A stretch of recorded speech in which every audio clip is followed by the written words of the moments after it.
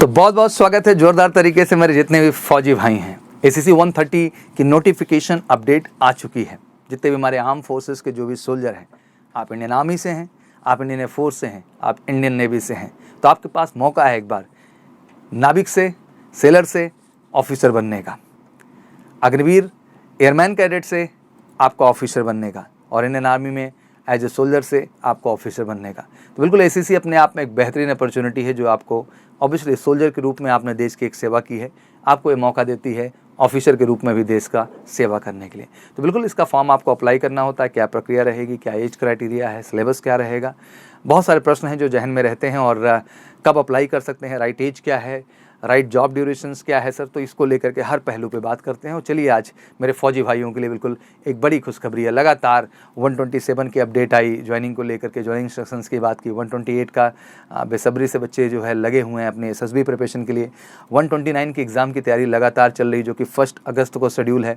और बिल्कुल आप तैयारी तो कर ही रहे हैं, बट आप ज़रूर मेजर कलसी क्लासेस के ऑनलाइन प्लेटफॉर्म से जुड़ के तैयारी करिएगा। MKC लर्निंग ऐप आप डाउनलोड कर लीजिए, MKC लर्निंग ऐप, जिससे आप घर बैठे और अपने यूनिट में रहते हुए अपने क्वार्टर पे भी एक बेहतर तैयारी कर सकते हैं। उसके लिए सिंपल उठाना है, फ़ोन करना है, कॉल 9696330033 पर। हम ऑनलाइन रिटर्न भी देते हैं, ऑनलाइन एसएसबी भी देते हैं। तो फौजी भाइयों को दिक्कत करने का ज़रूरत नहीं है, टेंशन लेने का ज़रूरत नहीं है। बिल्कुल परफेक्ट प्लान, परफेक्ट तरीके से आपको हमारे प्लेटफॉर्म मिलेगा। तो चलिए आज के इस वीडियो में सारे डिटेल को क्रमबद्धवार तरीके से समझने का प्रयास करते हैं। एसीसी 130 नोटिफिकेशन की जब हम बात करते हैं तो ऑब्वियसली ये जो बैच होगा जनवरी 2025 का बैच होगा, क्योंकि इसका जो एग्ज़ाम शेड्यूल होगा वो आपका 1 फ़रवरी को एग्ज़ाम होगा। और ये जनवरी बैच के लिए हो रहा है प्रोजेक्ट। दैट मीन 2025 जो जनवरी बैच है उसके लिए ये नोटिफिकेशन और एंट्री है। Written entrance exam for the subject course schedule to be held on the 1 February year 2024 at respective. जैसे आपको पता है कि 1 अगस्त और 1 जो है फ़रवरी, 2 ही डेट्स होती हैं किसी भी साल में जब आप इस एग्जाम में अपीयर होते हैं। साल भर में क्रमशः 2 बार मौके मिलते हैं। तो आपकी जो कंसर्न HRDC है, मतलब ह्यूमन रिसोर्स डेवलपमेंट सेंटर्स हैं, वहाँ पे जाइए और बाकायदे इसकी अपडेट लेकर के फॉर्म अप्लाई कर दीजिए। एज जो है 2 जनवरी 1998 से 2 जनवरी 2005 तक है। मेडिकल कैटेगरी हमेशा सेफ 1 होनी चाहिए, किसी भी तरह की रेडिंग एंट्री ना हो पूरे साल में, और ब्लैक इंक भी नहीं होनी चाहिए, 2-3 बार तो बिल्कुल नहीं होनी चाहिए। Candidate should have completed minimum 2 year of service, कम से कम 2 साल की सर्विस किए हुए हैं, चाहे वो आर्मी में किए हैं, नेवी में किए हैं, एयरफोर्स में किए हैं। और ध्यान रखना है 2 साल की सर्विस का मतलब यहाँ पर होता है कि डेट ऑफ एनरोलमेंट से ही वो आपका अकाउंट शुरू हो जाता है। और इस बार एक बड़ी खुशखबरी टीए के फौजी भाइयों के लिए जो टेरिटोरियल आर्मी से जुड़े हुए हैं, उनका भी अक्सर प्रश्न रहता था क्या सर हमें भी अपॉर्चुनिटी मिलेगी।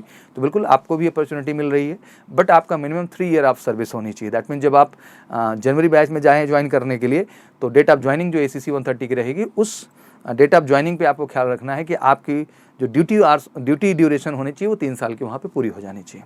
अब जैसे कि अभी लेटेस्ट अपडेट आई है, जितने भी एयरफोर्स के हमारे जो है जितने हमारे एयरफोर्स के फौजी भाई हैं, उनको 10 जुलाई तक का ऑप्शन आ गया। तो फटाफट अपनी कंसर्न HRDC यूनिट और यूनिट के अंदर क्लर्क डिपार्टमेंट से जाकर कंसर्न करें और 10 जुलाई तक अपना प्रोसेस आप कंप्लीट करें।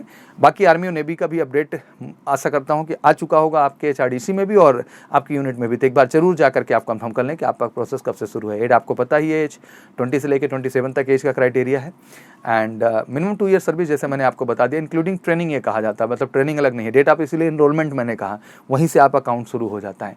क्वालिफिकेशन में 10+2 केवल रिक्वायर्ड है। अगर आप 10+2 हैं, मतलब इंटरमीडिएट आपने कर रखा है, और इंटरमीडिएट आपने किया ही होगा क्योंकि एयरफोर्स में आप नेवी में उसी के माध्यम से गए, आर्मी में टेक्निकल और क्लर्क की बात करूँ, नर्सिंग की बात करूँ तो किए ही हैं। हाँ, रही बात GDV वाले जो हमारे कैंडिडेट्स हैं, तो आई थिंक आप जॉब कर रहे हैं इतने दिन से, तो आपने अपना 10+2 भी वहाँ पे रहते हुए कंप्लीट कर लिया होगा।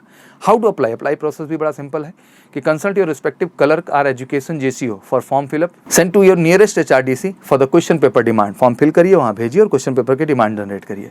सिलेबस पैटर्न वही है जैसा कि आप देते आ रहे हैं 127 में, 128 में, आप 129 में भी देंगे और फाइनली 130 में भी वही आप पेपर पैटर्न फॉलो करेंगे। 150 क्वेश्चन आपसे पूछे जाएंगे, 300 नंबर का है। टाइम जो आपके पास होगा वो 3 घंटे का होगा। 180 मिनट में आपको 150 क्वेश्चन करने होंगे। नेगेटिव मार्किंग जो होगी आपकी वो 1/4 रहेगी, ठीक है ना।